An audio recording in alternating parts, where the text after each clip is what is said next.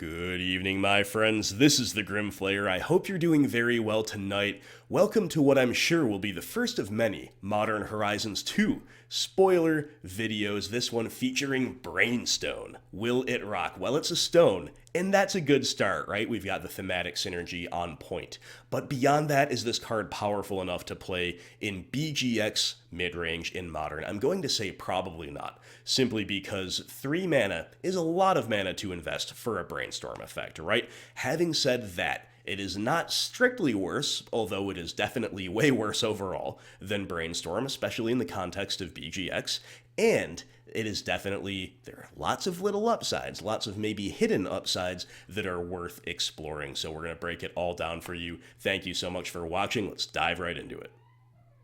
Brainstone is a 1-mana colorless artifact with an activated ability. For 2 generic mana, tap Brainstone, sacrifice Brainstone, draw 3 cards, then put 2 cards from your hand on top of your library in any order. And that, of course, is the Brainstorm effect, right? And Brainstorm, I think it goes without saying, way too powerful for Modern. It is extremely homogenizing in Legacy to the point where blue is everywhere. And, is it a chicken and the egg thing? Probably. Does Brainstorm really make blue so ubiquitous? Or is Brainstorm ubiquitous because blue is so powerful?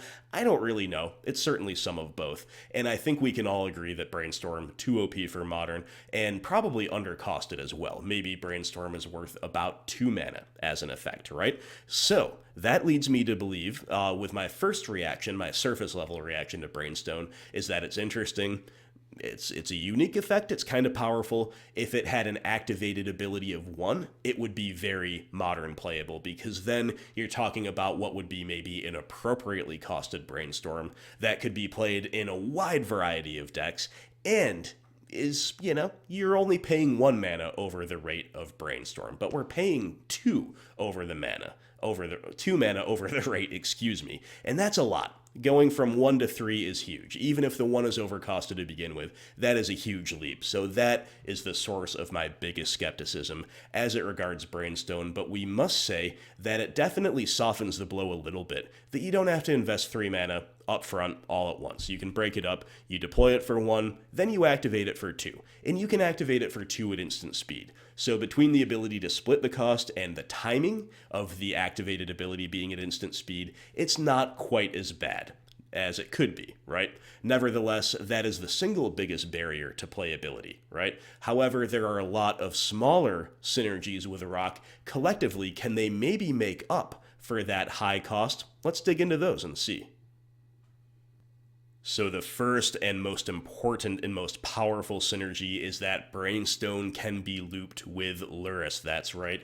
You play it early on, you do your interactive game, you crack it at some point, you eventually stick a Lurrus after lots of interaction, and then lo and behold, we can buy back Brainstone. If you thought Mishra's Bauble was good, which it is, at looping the opponent out of the game, Brainstone is even better, because it's not just a blind draw, we've got card selection as well, and that is a great way to just slam the door on the opponent. It's also just another potentially playable, loopable card with Lurrus. When you are playing Lurrus, all else being equal, you want to err on the side of more cards that you can A, buy back with Lurrus, B, it's realistic and efficient to loop them, and C, they are as non-conditional as possible. We've definitely got that with Brainstone, and that's probably the single biggest selling point for this card. But there are more. It is an artifact, and whether you activate it, or whether your opponent counters it or discards it or removes it before you can activate it, it will grow the Tarmogoyf. That is definitely nice with an unusual type. You can't discount that. More likely to be missing artifact, of course, than we would the instant for Brainstorm proper. Another thing that's really nice about it that I touched on earlier is that you can activate Brainstone at instant speed. Now, often, for a variety of reasons on BGX, we need to pass holding up instant speed removal, such as Abrupt Decay, Assassin's Trophy, Fatal Push, whatever the case may be. Blue control players often have a similar play pattern, whether it be removal or indeed permission that they're holding up.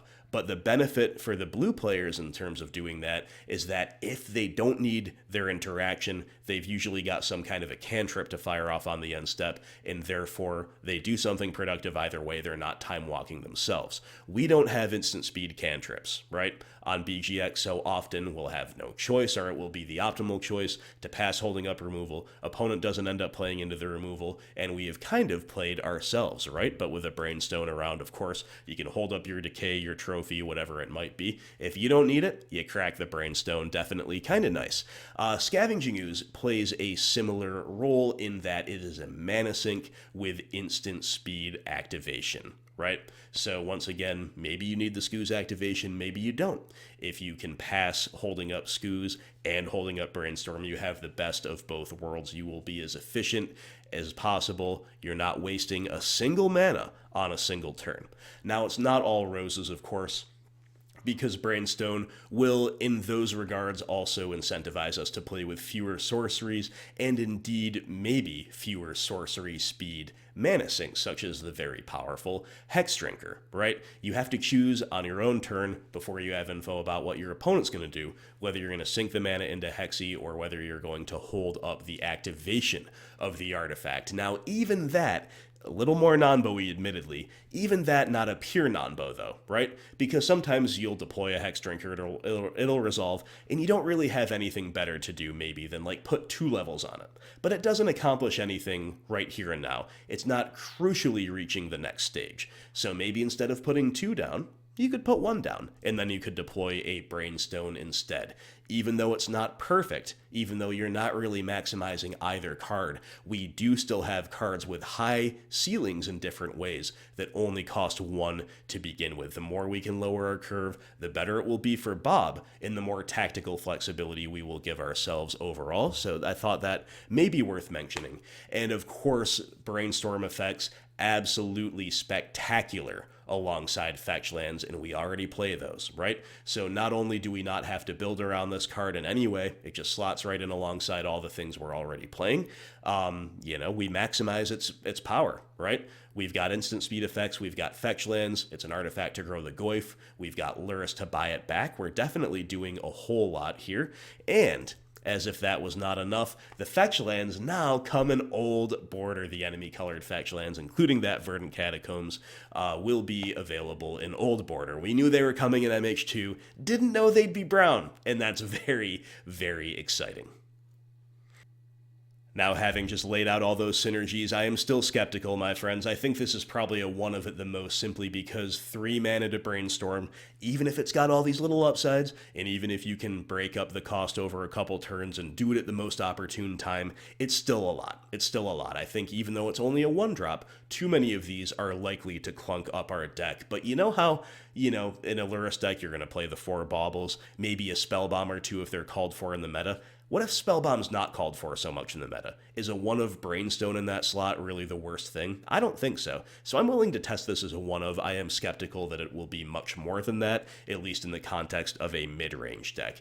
Again, if it cost only 1 mana to activate, then we'd really be talking. Then we'd really be cooking, and I think BGX would be one of the more interesting homes for it. Of course, with any Artifacts Matter deck, that's going to be probably the first place to look for a card like this, but beyond that, maybe mid-range is looking pretty nice as well. Another thing that occurred to me is if we couldn't do something so obvious as maybe reducing the activation cost by 1, what if it had like a Chromatic Star style effect where whether or not you sacrifice it, if it goes to the graveyard from the battlefield, you get the effect, then it could be really interesting, because then you could say, okay, maybe we're synergizing with a card like Frosco Golgari Queen. Of course, imagine being able to sacrifice that to take up your Planeswalker by 2 to get a Brainstorm effect and a life and another card. Definitely could be really, really cool, right? But sadly, that's not the case, so I am wondering if this does, despite all of its upsides, fall that little bit shy of where we need it to be. A really interesting card nevertheless. I love the fact that it's brown bordered. I love the callback to Brainstorm in every way, and the art is delightful to me. So either way, it is a win, and we'll have to see how it plays out. Thank you so much for watching. Of course, let me know what you think below, and I'll talk to you soon.